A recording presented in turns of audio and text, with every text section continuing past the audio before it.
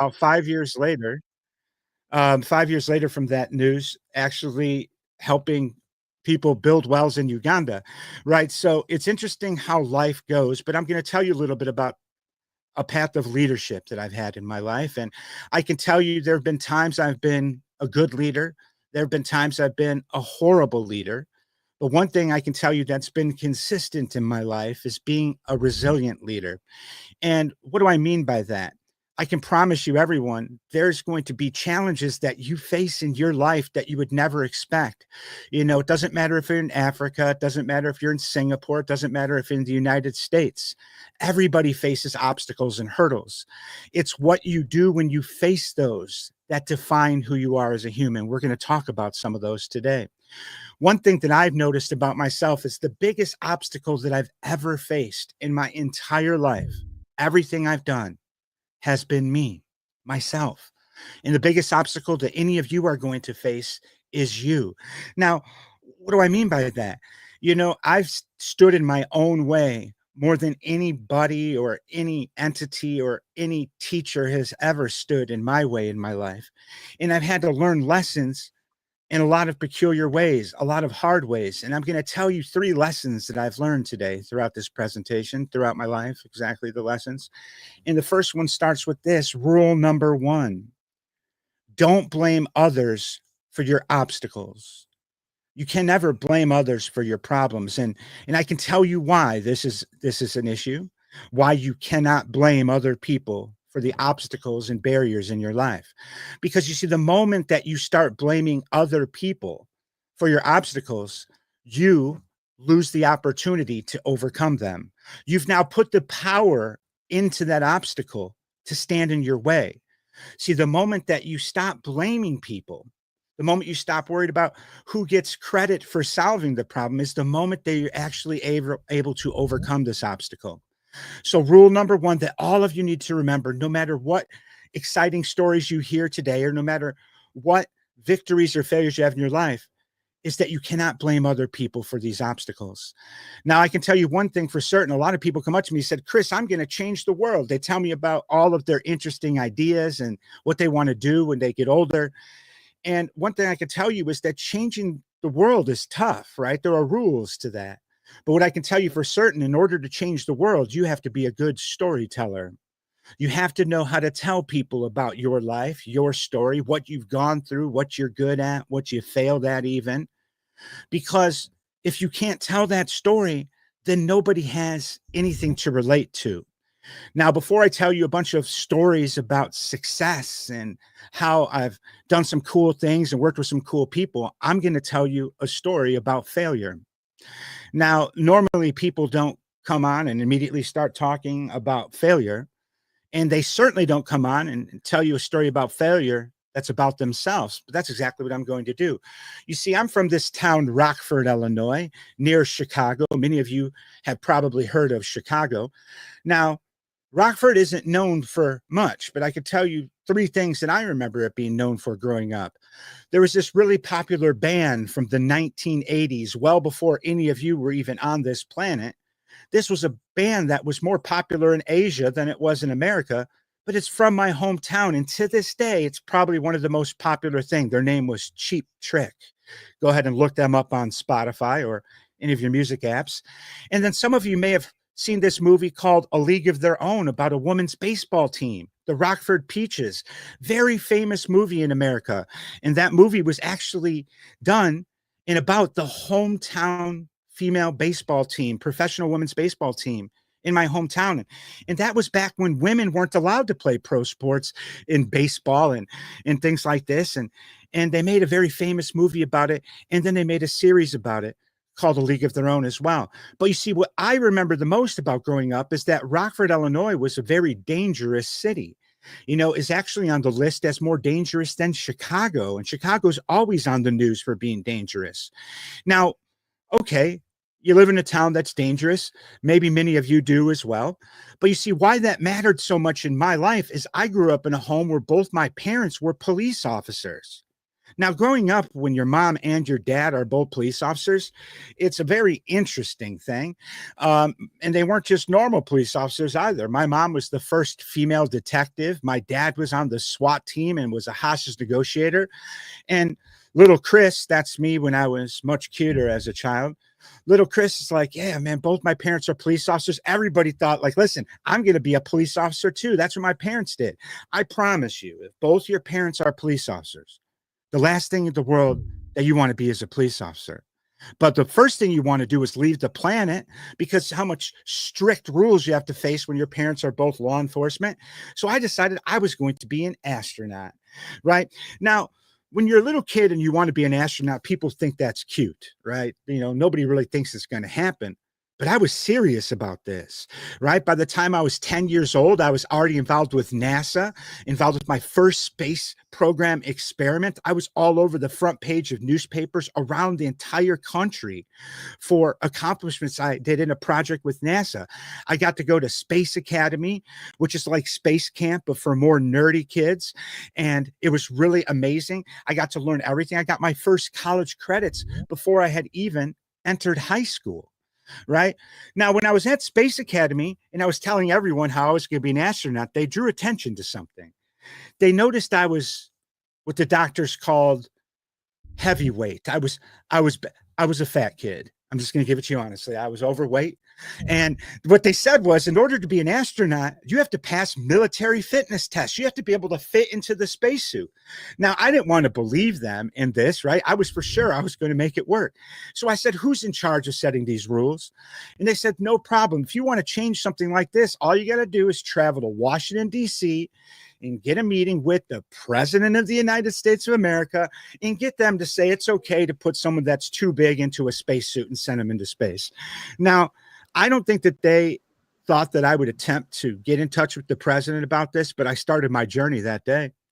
And I got in touch with my uncle. My uncle was a big lobbyist. In America, lobbyists are the people that try to get the politicians to vote in favor of something, right? And he was a lobbyist for law enforcement. So he knew a lot of politicians in America. And he introduced me to a person who was running for the United States Senate. Just like in Nigeria and Africa, the Senate is a big deal. This guy had never been in public office. He was a businessman. And that was the first time I really got involved in politics. I was in charge of his campaign for kids, right? Even though kids don't vote, kids influence their parents. So if you weren't old enough to vote, I helped set up that campaign. And we won. Nobody thought we would win. We won against somebody who was already in office. So now I'm like, listen, on my way to meet the president of the United States to become an astronaut, I'm starting to like politics here. He introduced me to this guy. And this guy was in the United States congressman. Now, Congress is a step below the United States Senate, but Congress makes a lot of the laws in America. And this guy was chairman of the Small Business Committee. That means in charge of setting all the rules for businesses in America, startups, and everything. So this guy's decisions impacted all of our lives every day in America. And if you went around the country, most people would have no idea who this guy was. Now, we did very well in this campaign. Even before I was old enough to drive a car, I drove this guy to some campaign events without telling him he wasn't old enough. He taught me a lot about this, and that made me really fall in love with politics. And I figured, hey, listen, maybe if I can't get in touch with the president, if I become somebody in Congress or Senate, I can change the laws too, because that's the one who actually writes the laws. So they got me involved in another campaign, this time with a lady. Elizabeth Dole is this fine lady's name. And she was at the time the president of the American Red Cross. We've all heard about this, even though America's in the title, they have a fairly large global footprint. But you see, what a lot of people don't realize is this amazing person was also the Secretary of Transportation and the Secretary of Labor. So she was in charge of all vehicles and roads and everything for America. And then she was in charge of all workers and business and employment in America as well, under two different US presidents, which is amazing. A lot of people also knew that her husband was this guy, Bob Dole, who was the most influential senator in the United States for a while. And this lady decided that she was going to run for president of the United States. Now, at this time, nobody really thought that a woman was ever going to have a chance to get elected president in America. And not that many had ever ran and won. So Elizabeth Dole set out to run on one of the major party tickets here in America. And it was a very interesting race in 2000.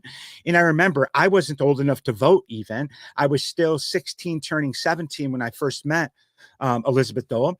And we were at a big event in the summer. And this event would determine if we were going to be able to continue on with our election, whether or not we had enough voters behind us. We came in third place.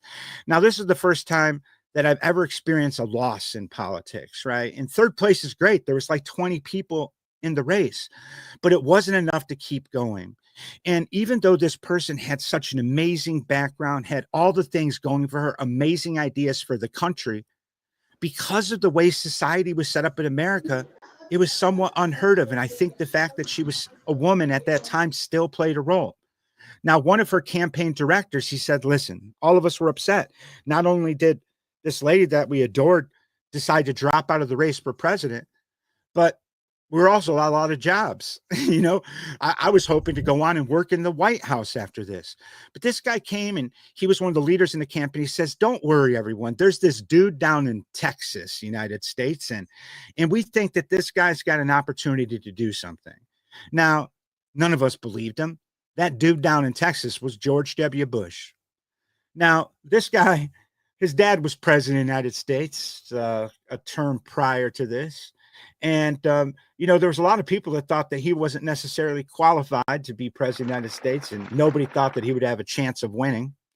And interestingly enough, we won that race. George W. Bush was elected president of the United States. And I remember when I was involved in that race, I turned 18 years old. So when I first got involved with it, I was still not old enough to vote. The first time I got to vote was a campaign where I actually worked on the race. I talked with the person. I spent time with all these leaders. It was amazing. And that was a pretty influential American campaign. Now, after we won this race, that was it. Politics became my thing. I met everybody that was anybody in Republican Party politics in America. Now, America has two major political parties, Republican and Democrats. And, I'm sure y'all hear a lot of interesting things about American politics around the world. But what I can tell you is that I wasn't a Republican because, it was my passion. I just happened to get involved in Republican Party politics and then moved all the way to the top. I was even on the national board of the party for college students, the college Republicans. It was amazing. I was featured in all these news articles all over. But I can tell you this, when you're young and people set expectations very high for you, there was one newspaper article that came out where they interviewed somebody from a college a high school in the same hometown as mine, a different high school than mine. And they asked her who is going to be president in 2020. And she said my name, a high school student at another high school in town. Now, truth be told, it's 2024. I was not elected president in America in 2020. So she was off a little bit, but that doesn't hold me down. But the point here is when people expect so much from you, it's hard to live up to those expectations, so it became tough. Now, in politics, I was very good at solving problems, right? A candidate had a background issues or they didn't vote right on something and people were upset with them. I would help them come up with a way to get voters to love them and to actually believe in them. Now, along the way, there was something I couldn't fix. You see, I'm from an Italian family. I'm Sicilian to be specific. And I was raised by women, right? These three women raised me. My parents were divorced when I was a young child, less than 1 year old. And my nanny, my grandmother, my big nanny, my great grandmother, and my mother raised me. Now, when you're raised in a family of Sicilians, if somebody gets sick, you pretty much drop everything to try to help them. If you're raised by three women that are Sicilian, you definitely do. There's a picture of my mom when she retired from being a police officer after more than 30 years. And if you notice, she has a very short haircut there. She's short in general, but her haircut's short. My mom was diagnosed with cancer. Now, I was out working in politics. Remember, I'm on my pathway to now I've already met the president. Unfortunately, we weren't able to change the size of the spacesuit to allow for big people, but now I wanted to be president of the United States. But I moved back home to be with my mom. I moved into her basement and got involved in local politics because I wanted to help my mom see this cancer through. Now, during that particular time, I had wisdom teeth pulled out, oral surgery. In America, we overprescribe people. So you may have a tooth pulled and then they give you Vicodin. Vicodin is a very strong medicine and they give you way more than you need. This is just standard American medicine. And ultimately, I took what would normally be 3 months worth of medicine in less than 2 weeks. Now, when something like that happens, you either die of an overdose or you become an addict. Well, I'm here today, so that tells you I became an addict. And where it started with taking Vicodin, and it wasn't that I had pain, I was just trying to get away from the misery of my life at that point. I wasn't a very resilient leader. Even though I had tons of leadership positions, something was wrong. And you see, the Vicodin graduated to Oxycontin, a stronger pill. And before you knew it, I was snorting heroin. Heroin. My parents were both police officers. I've already spent time with the president of the United States, and I'm a heroin addict in my mom's basement. Now, the only thing that stopped this from happening was my mother died. Now, my mom was a pioneer in law enforcement, as you can see right here in the article that came out on the front page of the newspaper when she died. Now, the problem with this article is it was a wonderful article about my mom, but if you look closely in here, there's another article inside of it. Son arrested for theft at funeral home. I'm the son. You see, when you become a drug addict, you do dumb things. And just because your parents were police officers, just because you knew the president of the United States doesn't change that. And ultimately, I was arrested for drug-related theft. Now, imagine this, I took a coin purse at the funeral home. And it would have been just a petty crime, something that I would have been able to pay money and be released from jail. But you see, the judge that found out about this case was the first political campaign I ever worked on, even before the people I talked about today. I volunteered for his judge race, and he knew that I was a bad drug addict. So he had a plan for me. You see, like when your mom dies and you're a drug addict, and ultimately, you have nothing positive going on in your life. I didn't know what was going to happen, but what I knew was that when people die in America, family members give each other cards with money in them, cash usually. And I was about to have a bunch of cash. So I knew I was about to get a bunch of drugs. And I probably would have overdosed and died on accident. But this judge decided to put out $250,000 US warrant. I can't even begin to calculate how many naira that is, but it's a lot. And that means that I would not be able to leave the jail unless I paid all of that money. This is not even convicted by a judge at this point. They just wouldn't release me unless I paid all this money because he knew I would have overdosed and died. And he knew how much I disrespected my mom's honor for what I did. So he gave me a bunch of new roommates. He was excited about this. These guys. This is my new home for the next 119 days, jail. Most of the people in jail had been arrested by one of my parents throughout those years. Trust me, they weren't too excited about seeing me and seeing my last name. And when that newspaper article came out, I was in jail and they all read it. And there's a couple things that are far more disrespectful than crime in America. And trust me, disrespecting your mom's honor is high on the list. So it didn't make times easy for me. But after a while, I became friends with people in here. They were my new roommates. And what I realized that people that were in jail were smart. Boy, it takes a lot to maintain a drug addiction. It takes a lot to be a thief and not get caught. They may have got caught, but there's, trust me, many crimes they committed where they didn't. And what I realized were that if these people had real opportunity, right? If somebody taught them some interesting lessons or gave them opportunities to start a business, they could probably have some of the best businesses in America, right? But when you get out of jail, people judge you, and they were about to judge me because it was getting close to my release time. But I made a promise to a couple people in this jail cell that I was going to start a company and I was going to help people start businesses and stuff that had things working against them, like I was about to have. I figured that if you can get people elected to president, you should be able to help people get a business launched or help them get their career going. So when I got out of jail, I realized that most of my life I spent all of my time celebrating all the victories that have happened. Yay, we won a political campaign, or I got a new client or something like this. Well, once you go to jail, you realize that what it's really all about, life, your legacy, is not about the victories you have, not about success. It's 100% about how you react to your failures. And I had to learn how to react to my failures, and I did. You see, what I realized is that in my pathway through life, that I hadn't learned all my lessons yet. So that brings me to rule number 2. If you remember, rule number 1 is that you can't blame others for your obstacles. Rule number 2, you can't take a victim stance. What do I mean by this? Take a victim stance.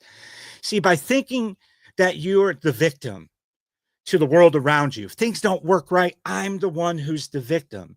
You lose the ability to make a path around these obstacles. You're not a victim of your circumstances. You're a survivor of your circumstances. It doesn't matter if you grew up under a mango tree. You survived growing up under a mango tree. You're not a victim of growing up under a mango tree. It's about how you think. And you need to think differently about things. And it starts with thinking about yourself as a victim. Rule number 2, don't take a victim stance. So what I realized is I needed to learn how to turn my obstacles into solutions. And I'm going to tell you a couple ways I did that. First obstacle, you see, I went to go work for the president, work on his campaign. So I didn't finish my college degree. I had all the credits, but I didn't actually get the diploma. So I have no college degree. I'm not recommending this for anyone, but I don't have one. So people were going to judge me for this. So I didn't even think I was an alumni. I won't be taken serious. People thought I was unqualified, the whole 9 yards.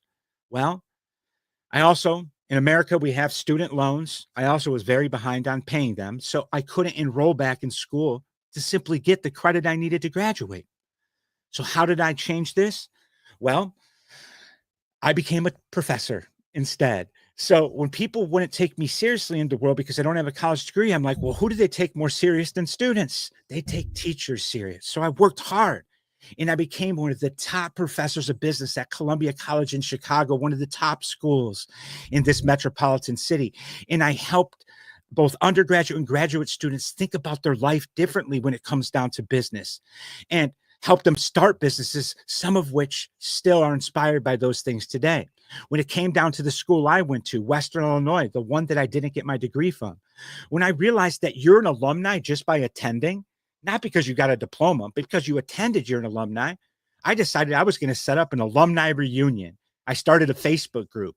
I wanted to have my friends show up, a couple hundred people, maybe 1,000. That Facebook group to 20,000 people. It ended up being the largest movement in that college town ever. I didn't even graduate with a degree, but I was very involved for 4 or 5 years on campus. And now I've created the largest movement of alumni the university had ever seen. We had that reunion this past year in September. It was amazing. And it changed the fabric of that town, all from a person that didn't even graduate, all because I didn't think I was an alumni until I asked. So always ask. Don't be afraid to ask questions. Founder Institute, you heard my friend Remy bring that up earlier. Founder Institute is the largest accelerator in the world for people that are starting in business. What I can tell you is this: I knew nothing about startups until I got involved in startups. I knew a lot about small business, but the startup world in Silicon Valley is completely different.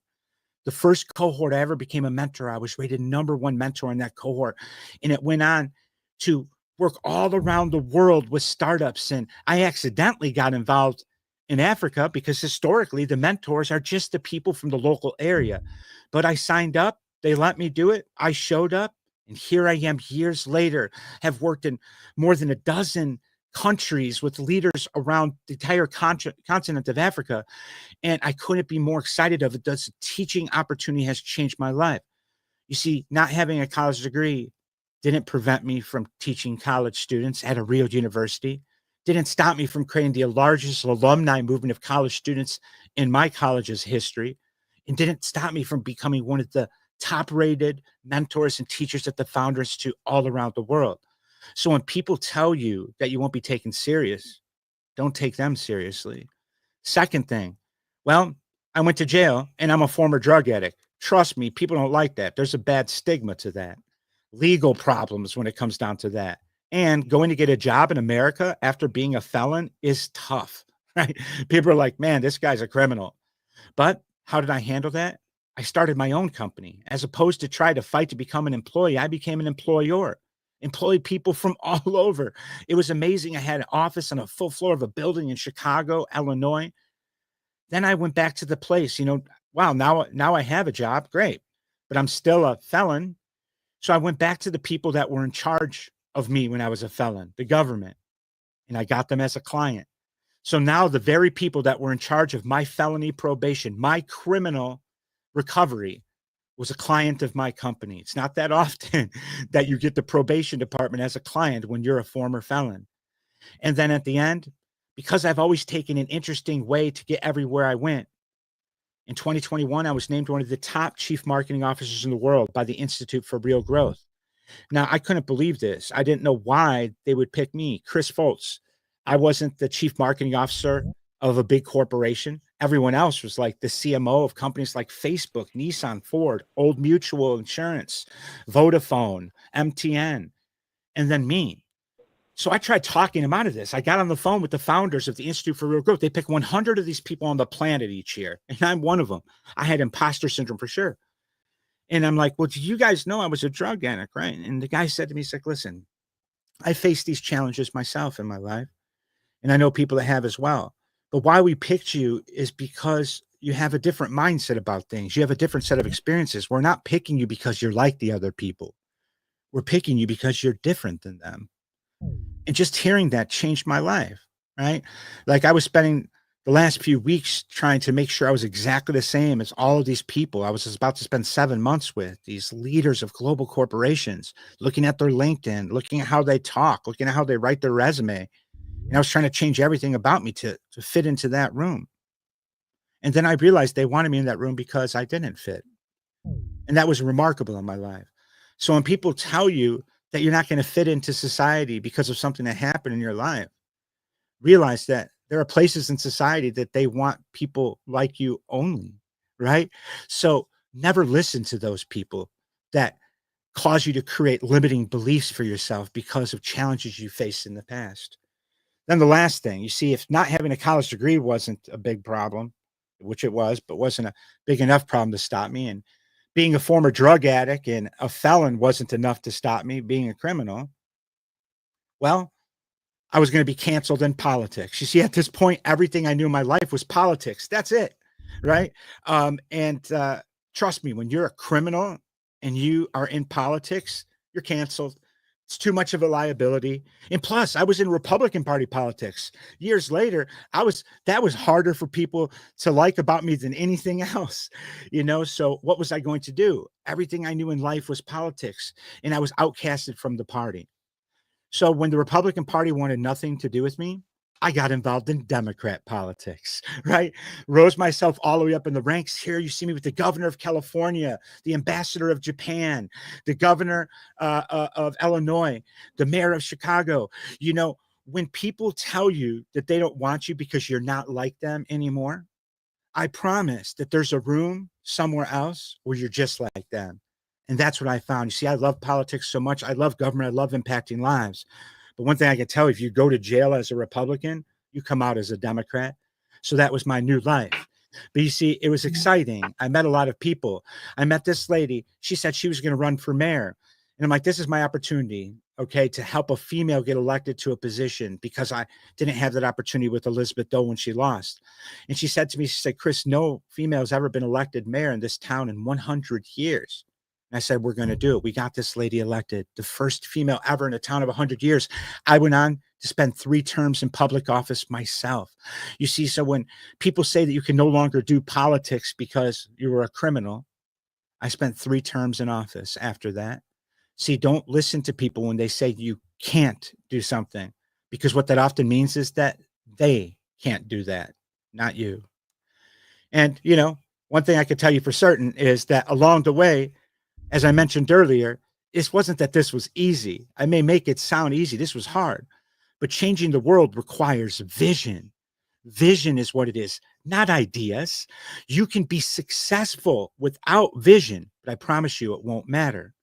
And I needed to really think about what my vision in life was going to be at this point. I'm going to tell you what some requirements for success are. You see, for short-term success, all you need is an idea. You can learn to come up with an idea, put up a website, a fake website for that matter, do some sort of scam. The only person that wins in short-term success is you. You're not doing anything to bring value to the world. Long-term success, though, it's not just an idea. You need a solution to somebody's problem, and you need to have a business model that allows it to sustain. You see, short-term success, who cares? You made some money, you move on. That's what scam culture's about. Not cool, not good, doesn't fly. But long-term success, it's not just about a win for you. It's about a win for you and a win for your stakeholders, your customers, the people that buy your product, a win for your boss if you're an employee. Long-term success requires two wins. But you see, to change the world, that requires vision. And what I mean by that is it's not just about an idea. It's not just about having a solution. It's about actually solving problems. See, solving a problem is different than having a solution. Solving a problem is the action. Solution's just a thing, right? But in this particular thing, not only is there a win for you, not only is there a win for your stakeholders, but with vision, there's a win well beyond you. There's a win for the world. Now, I bring all this up. I think it's important for you to understand that the requirements for success are the same for everyone, right? You may have more obstacles, you may have less obstacles, but I promise that if you look at your obstacles differently, those big obstacles that you thought end up being tools to get to the next level. And if you don't believe me, what I can tell you is that I decided I was going to walk the walk. You see, that small firm that I started, that company to help people start their lives over and start companies, it became pretty big, real big, actually. We had clients all over the world. But what happened as you get bigger, you start forgetting your original focus. You see, in my original focus was to help those people. I ended up working with celebrities, big companies. It was all about money. It wasn't authentic. It wasn't me. I forgot where I came from. I forgot the failures I have. I forgot what I was a survivor of. I was resilient at this point, but I had no central compass. And then my best friend from home died of drug overdose. And I used this as a real part of my life to recalibrate and think about things. And I decided to move out of that big office in this wonderful building in downtown Chicago. That's my personal office. You can see right there. You know, we had everything, conference rooms, you know, fancy, cool people and all of that. I ripped a sign off the wall. We decided to move out and make a difference. You can see there's us tearing down the office. There's us packing up to go. Because in that room, we did some great things. We took some ideas and did awesome stuff with it. But in that room, vision died. I didn't know where I was going anymore. And what I realized is that I come from a place that was rough, you know, they say. But I also remember that when I couldn't get drugs with my friend that died in our hometown, we would drive to this neighborhood in Chicago that was pretty dangerous at the time. It was the 13th most dangerous part of the United States. And I decided I was going to move my office to that dangerous neighborhood because you see, if I couldn't prevent my friend from dying, I was going to stop other people from starting. So ultimately, we found this abandoned, it used to be a storefront. It was pretty scary on the inside. Nothing like that beautiful office I lived in. Water stains, destruction everywhere. And we moved in and we created something called the Social Policy Institute. And it was a nonprofit, right? I decided I was going to take all the skills that we learned helping these people and these companies and these celebrities, and we were going to do this stuff for free for all the people from the parts of town that nobody thought had opportunity and nobody thought would do anything. And we did a bunch of this stuff. We created an initiative called Move Chicago Forward, in which we helped nonprofits and companies do amazing things. We sat down with local leaders and changed laws and changed policies in Chicago and around Illinois. We tied things together that nobody did before.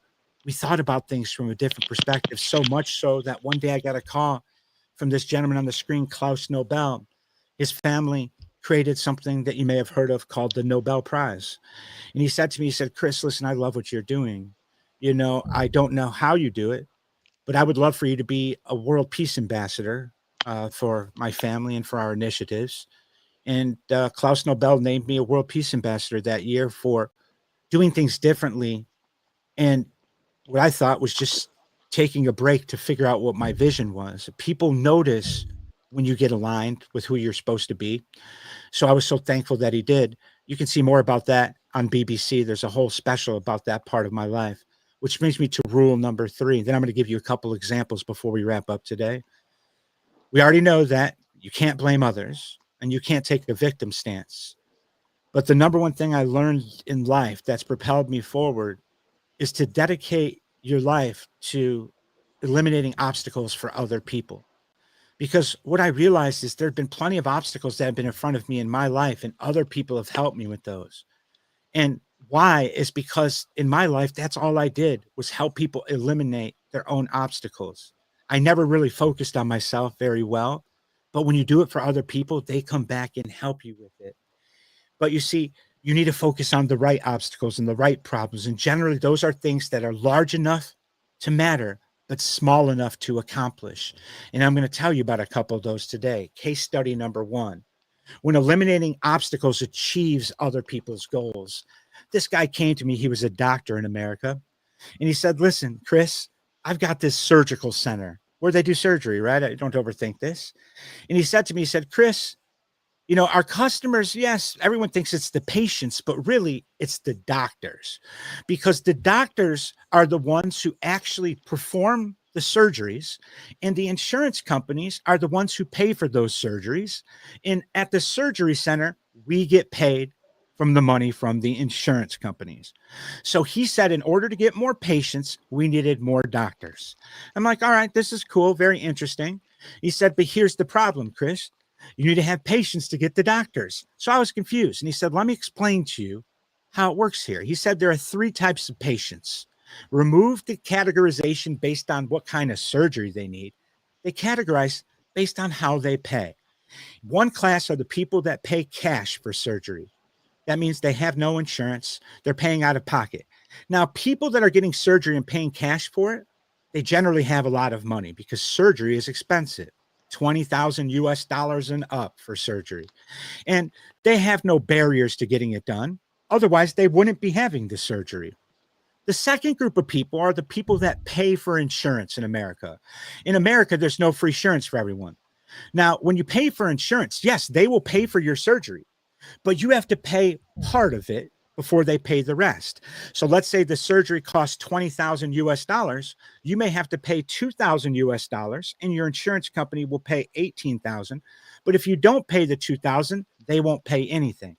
So he said the number one reason why they don't get surgeries done when they need them to go back to work is because they can't afford that $2,000 copayment, which is interesting, right? And they're out of work because of this. Then he said the last group, the people that the government pays for their health care. And those are people that can't afford it, unemployed, senior citizens, etc. And he says everything's paid for. There is no copay. But he said, this is the problem, Chris, the saddest thing. The reason why a lot of them don't get surgical procedures done to help them have a better life is because they may not be able to afford to take time off work. Some of them can't even afford to get to the surgery center. They can't afford transportation to get there. I'm sure many of you that live in rural areas can relate to that. I know how long it takes to get to a doctor's appointment in Lagos if you don't live in the city center. Same thing here in America, and it's expensive. So he said the biggest barrier there was small dollars. Now, I couldn't believe this, right? So these people weren't getting life-changing surgery, which means the government is paying for them to be unemployed. They're not working because they can't pay to get to a surgery. That didn't make sense. So what we decided was that we were going to calculate how much all of the co-payments were, how much it would cost to provide transportation for people, add all that up. And then we were going to add up how much money we spent on marketing, public relations, and advertising. And we sat down and we met. And what we realized was that we were spending more money on marketing and advertising. All of that combined was more than if we just paid all of those fees for people, the things that were preventing them from getting the surgery. Because we knew that if they had the surgery, we would get paid from their insurance companies. But if they can't afford the small fee to actually have the surgery, we get nothing. So if we paid that, we would get paid, believe it or not. So that's what we decided to do. We came up with this concept. We called it Project Hugs, helping uninsured get surgery. We came up with this logo on a Monday. On a Tuesday, we came up with a simple website. you know, pretty basic, describing what we're doing. And we said, we're looking for ambassadors, people that'll help us tell people about this problem.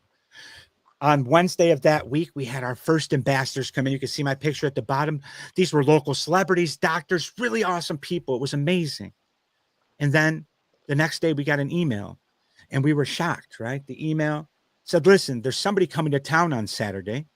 And I happen to be connected to them.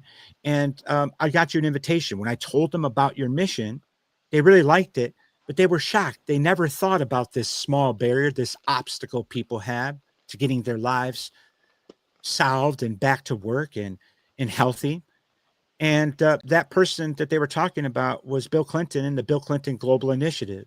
By Saturday that week, we were invited to Clinton Global Initiative, and we walked away with a $15 million commitment towards this idea we had to close the gaps for these people that couldn't pay the small fees to get surgery. And it was such a big deal that even Michelle Obama came to town, and we got to meet with her when she was first lady, and she loved our initiative. You see, we decided to look at obstacles differently. And we decided to look at the obstacles that our customers had to getting to us and solving that.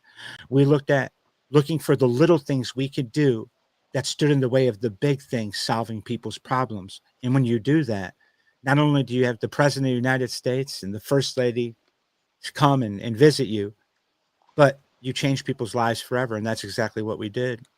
Next thing I'm going to talk about real quick is solving a problem to a solution. And this one is new, actually. This young lady came to me from Abuja, Nigeria, right? On that Founder Institute program that I accidentally got involved with in Africa.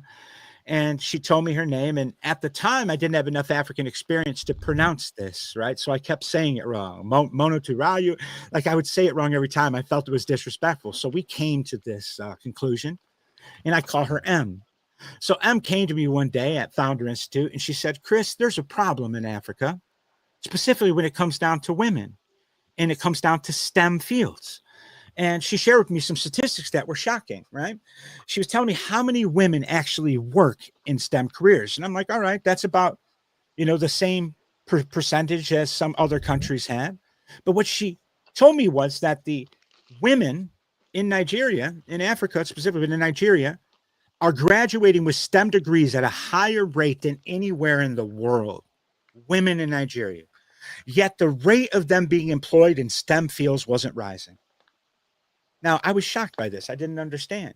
And she said, further, there are people out here that may not go to college, university, but are great at STEM. What are we going to do with them? And she said, Chris, don't worry. I've got a solution. I'm like, I'm all ears at this point. And then she said, my solution is WinTech Innovative Solutions Limited. Now, first of all, as you see on the screen, this name isn't too easy. It doesn't roll off the tongue, if you will. But I didn't understand how those 4 words were going to change the world for these women in Nigeria. And I said, we got to think about a different name. And she said, don't worry, Chris, WinTech. And here was the logo she sent me. That's the actual quality logo and everything. And she says the WIN, WinTech, the WTG, she had some acronym that ultimately meant Women in Technology. And I couldn't figure it out. And I'm like, you know what? Sign me up. I'm going to spend time. I'm going to help you build this brand as if you're an American client of mine, paying unlimited amount of money. And we're going to close this gap.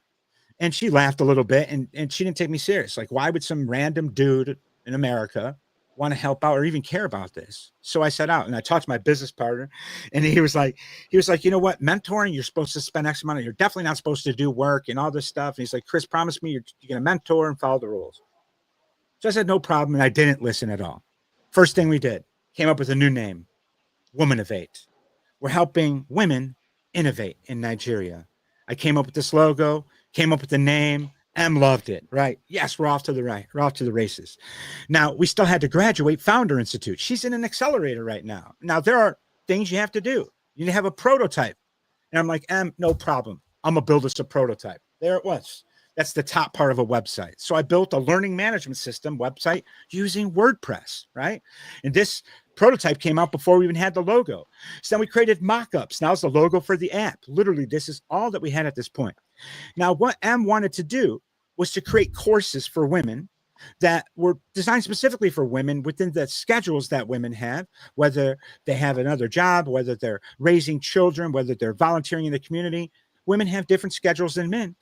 And but we didn't have any courses yet. We did not have courses, but we needed to have something that was different. There's tons of people with courses. So then I went out and looked, and online, a lot of people have Coursera credit and LinkedIn credit and all these different credits online, right? But it's not like you get a degree by adding up your Udemy and Coursera courses. So we decided that we were going to have people submit all the kind of classes they've taken in all these different locations to us. And then we would have like a class to help unify these things together. And then we would create a certification that coupled everyone else's training and certifications together. And we would certify that people met a standard. So without having any curriculum of our own. And Em's like, that's an interesting idea. No one's ever did it. So that's what we did. Here's Em when she graduated Founder Institute. Now we actually had to do something with this. So we launched our ed tech platform, Women of 8, with this unique idea that we have. First ed tech platform that didn't have education on it, which is people didn't understand. But remember, our goal was to help people take what they've already done and do something with it and put it in the right position and connect them with career opportunities to close that gap for women in STEM in Africa. So you can see the news picked this up real quick. EdTech Startup Innovate launches new thing to target and had all these statistics about what we're going to do. We were off to the races and we were confident. Then we had our first group of women come in and we couldn't believe it. It was working in amazing ways. People were learning things they never did. Job opportunities are coming. People were coming to us to collaborate. And then we got a call. You see, in Africa, one of the biggest things you can get involved with as a tech company is the Africa Tech Festival. It's like the Consumer Electronics Show in America, AfricaCom, Africa Tech. And Women of 8 was nominated for Startup of the Year. And it was going to be in Cape Town this year. And pretty much everyone was from South Africa on the nominations list for Startup. And then this interesting recent graduate, less than 6 months from its creation of Women of 8, from Founders Institute, an ed tech platform with no ed on it, no education on it yet, but we had successfully launched and we had our first program and it was working and everyone loved what we were doing. And then anticipation came. More news articles. Gosh, remember, like I told you earlier, the more the news puts out, the tougher it gets. We were shortlisted. Now they come up with the finalist. Woman of 8's on it, this list, right? Come on, there's no way. Then Em went. She went to Cape Town to this event. You can see her there on the news at the African Tech Festival. And this is a very intimidating event, massive, thousands and thousands and thousands of people, and really intense startups and venture capitalists, everyone you'd want to meet in one place. Newspaper comes out, the announcements. Now, I had not heard from Em yet at this, but I've been following the news all night. I'm in America at this time. She sent me this picture. We won Startup of the Year, the continent of Africa.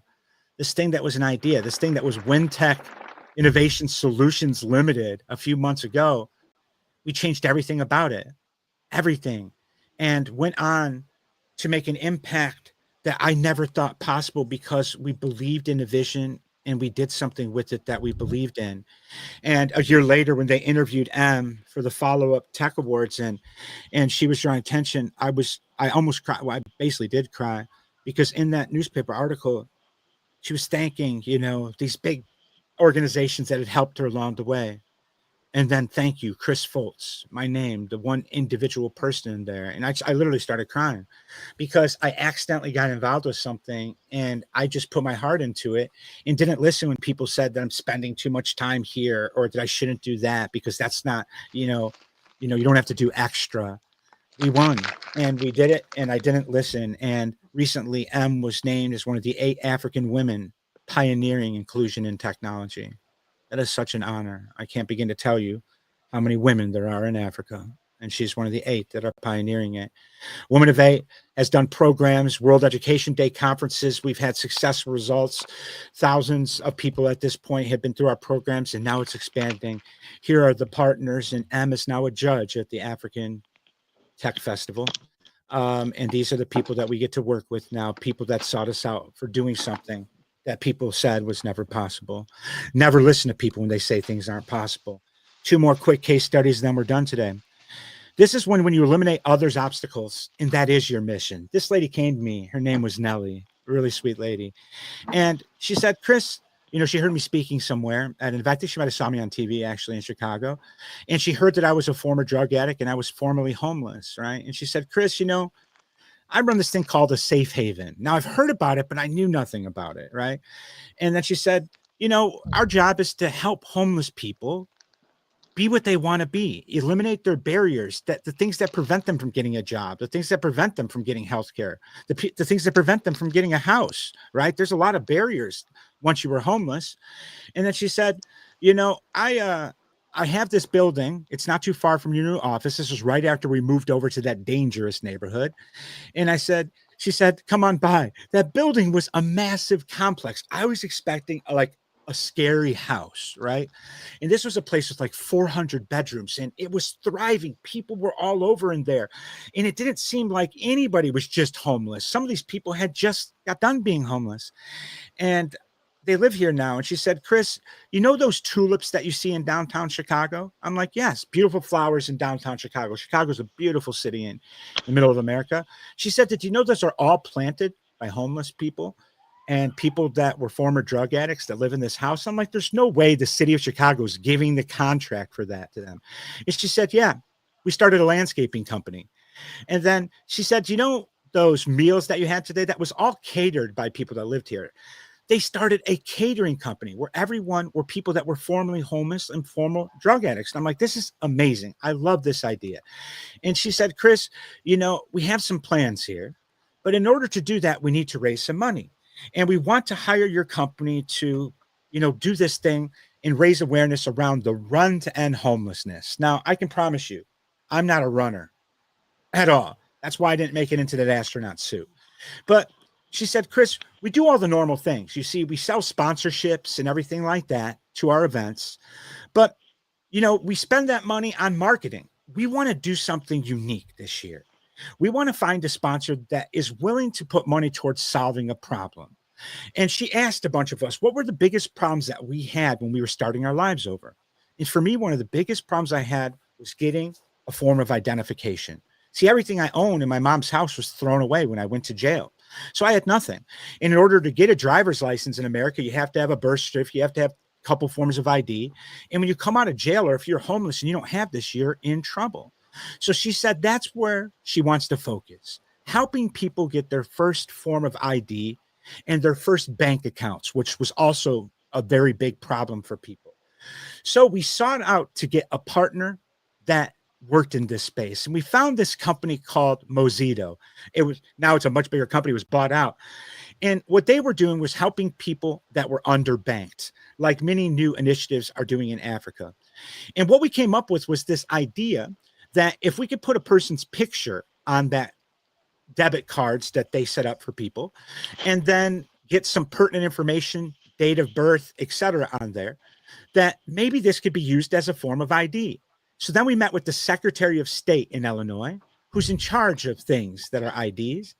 And he said that he would make this something that the state of Illinois would recognize as something that the homeless people be able to use as an ID to do things in town.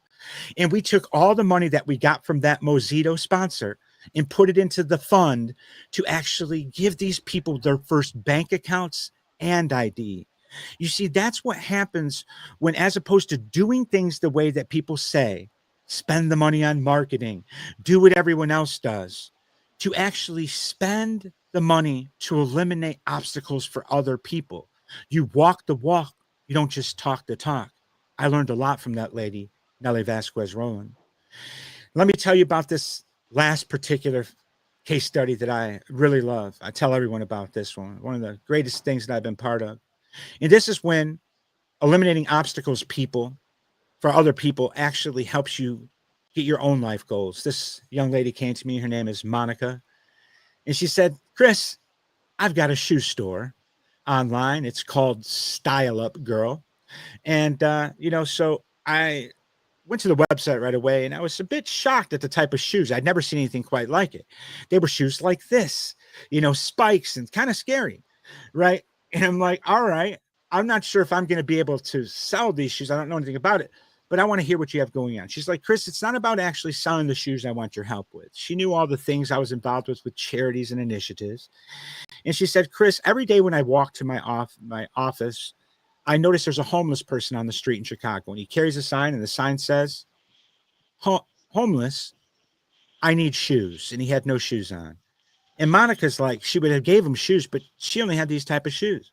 So she came up with this idea that we were going to put a letter in when people bought shoes from her online, and we were going to mail this the letter in the box, and it's going to encourage people to donate a pair of their old shoes, put it in the box that we mailed the new shoes in, and we would pay for the shipping back, and we would donate them to charity. This was going to be a marketing campaign because Monica's goal was to get on Amazon and be one of the top selling shoe designers on Amazon, right? And I'm like, all right, that's a very interesting marketing campaign. I love it. Came up with some ideas, and I'm like, what are we going to call this? And Monica's like, I've already got it figured out. We're going to call it Happy Box. Now, Happy Box it wasn't very descriptive, but we talked and I came up with this name, Give Back Box. We were giving back with a box.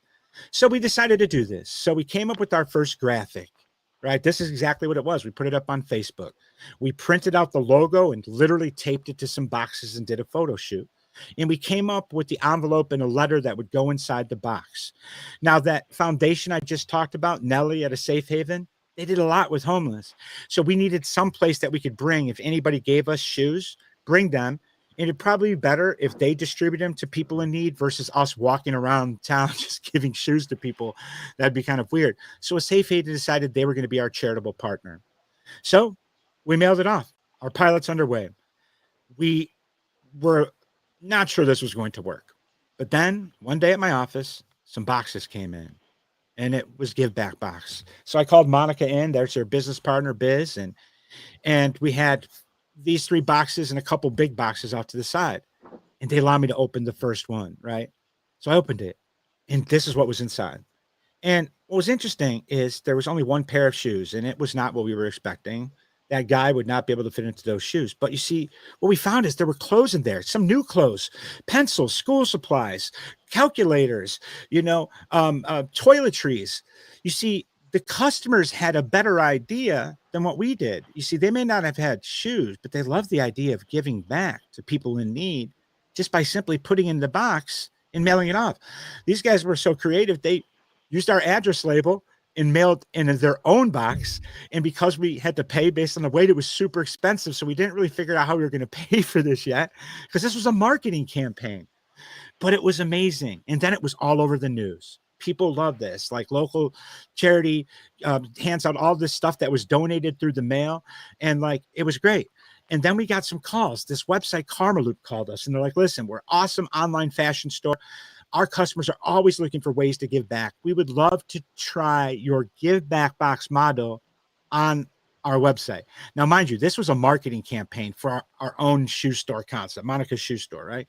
So it wasn't meant for other brands, but we just acted like it was, right? So we're like, yeah, no problem. We'd love to do a pilot with you. And then the moment that we started talking about that new way, this online computer store called us and they're like, listen, we've got much bigger boxes. Count us in. But there's a problem. Because our customers are all around the world, you're probably going to need a bigger location than just the one in Chicago to send things to, or at least have other charities involved. So we had to find somebody bigger. So somehow, some way, we got a meeting with Goodwill. And Goodwill is a very big organization that runs stores around America that literally employs people that were formerly homeless, and where people go in and donate goods and they sell them to people. And it's a whole concept. It was amazing. And Goodwill's like, you know what? We're in for the pilot, right? So we did our pilot, and it was awesome, amazing. And everyone were talking about it, so much so that we forgot for a moment what our initial goal was. And our goal was to sell Monica's shoes on Amazon. And I remember one day I apologized. I'm apologizing when we're having success with this accidental give back model. That was our marketing campaign. But then something amazing happened.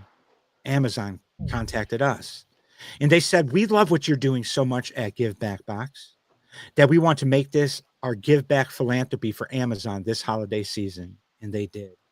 And You know, that's all good and everything. Expanded all around the world, as you can see, featured in NASDAQ, locations everywhere. But it's the numbers that matter in this one.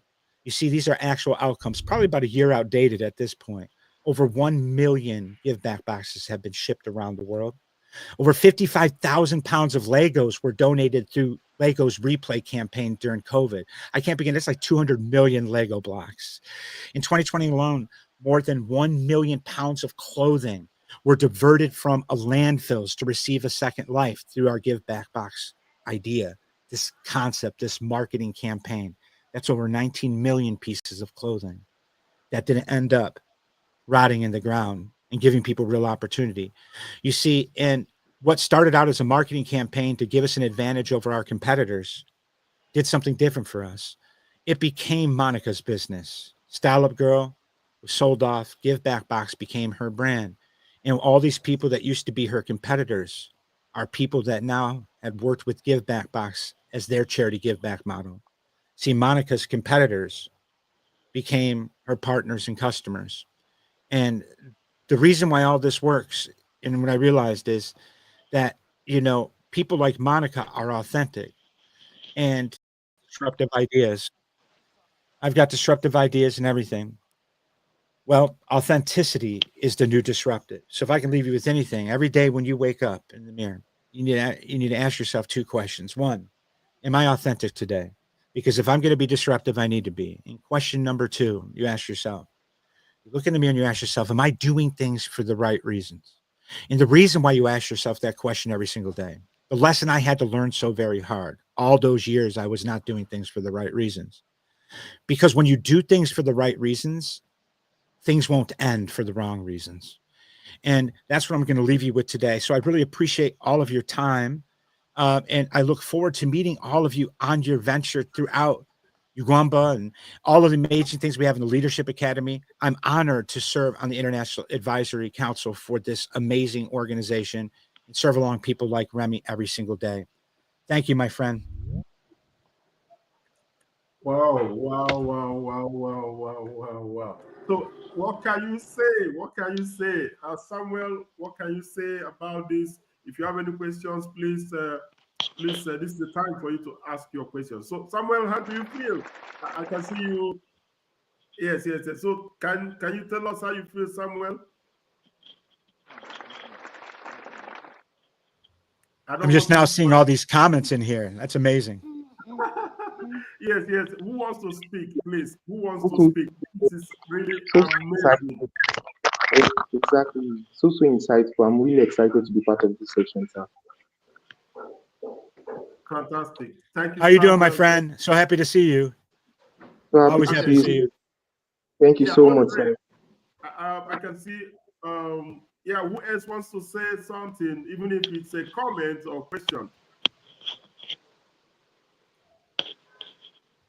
We cannot allow Mr. Chris to go without I already see comments. people are sending me LinkedIn comments and questions already, my friend. I can tell you that. Yeah, yeah. Audrey, go ahead. Go ahead. Audrey, go ahead. Okay, I just want to say thank you to Mr. Chris for this insightful session.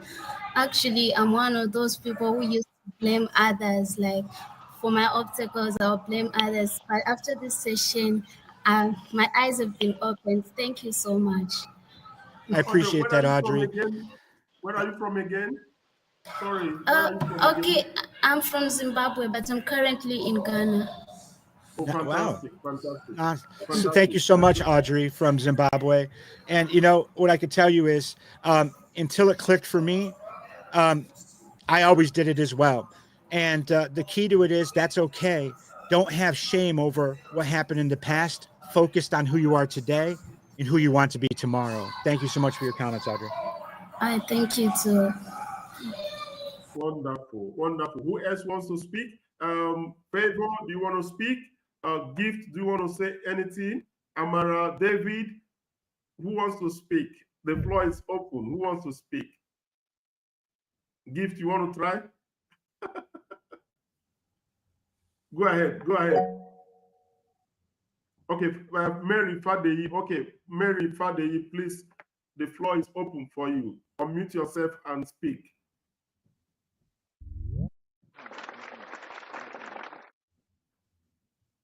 Mary, go Good ahead. everyone. Yes, yes. But Good evening. yeah, thank you so much. We really A big thanks appreciate to the organizers. Thank you so much, this Mr. Chris. experience today. A lot of things Changing resonated very, experience. very well. Hold Some of on. Two us. people are speaking. Hold on. Two people are speaking. Can you hear me? Gift, I heard hold both on. of them. That was amazing to Okay. hear both. Gift, hold on. Let's hear Mary. Then after Mary, Gift can take over. So Mary, start again.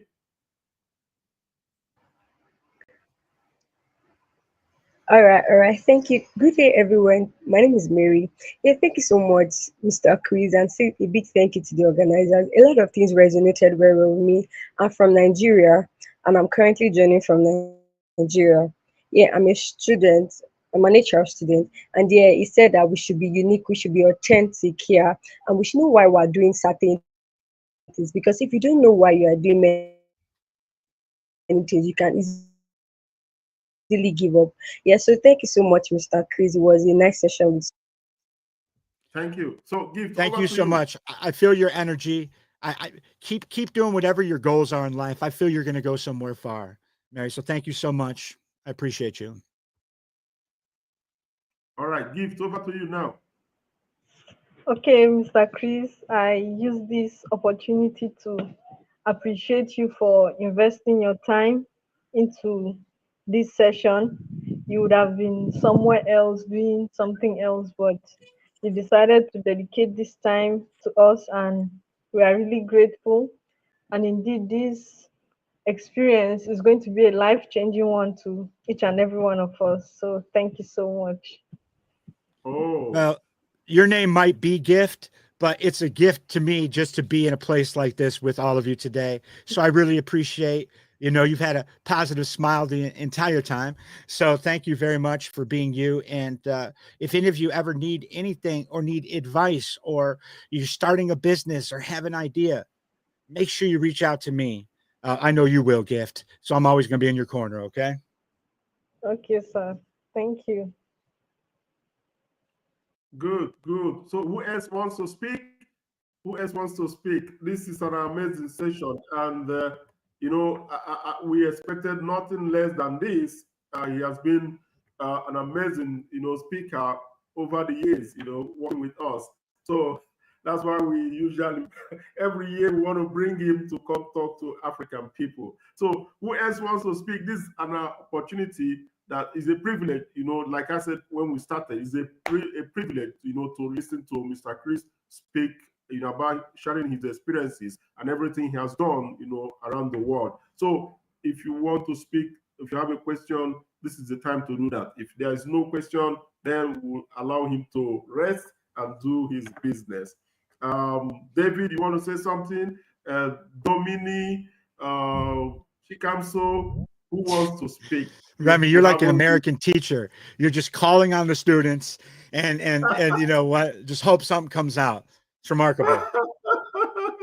Okay, yeah.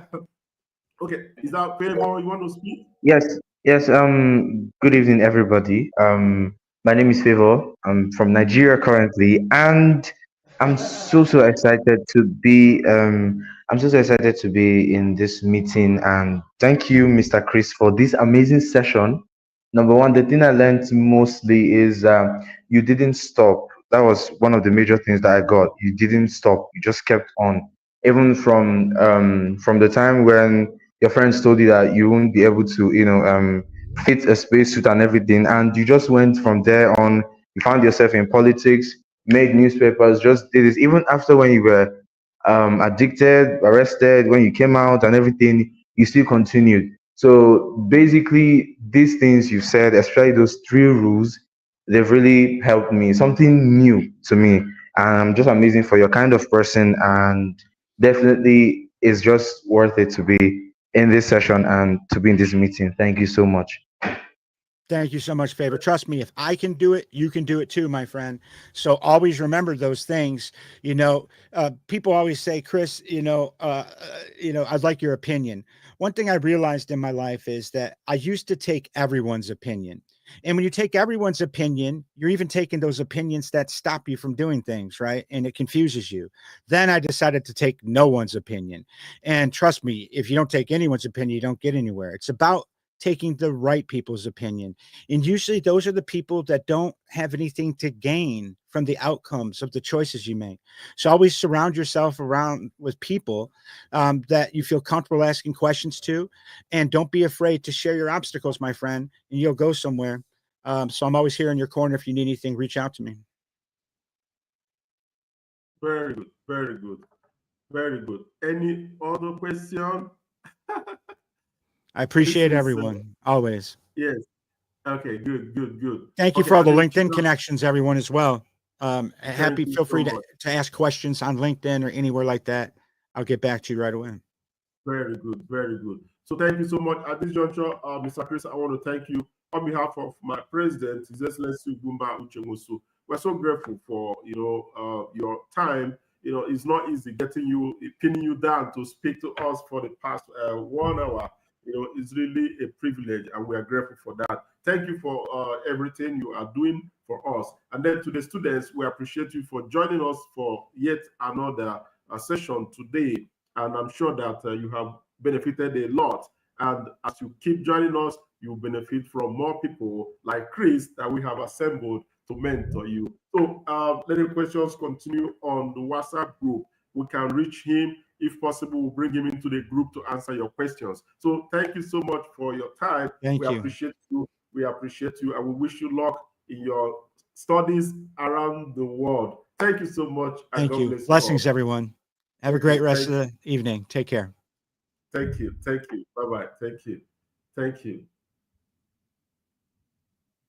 Thank you. Thank you, everyone. Thank you, everyone.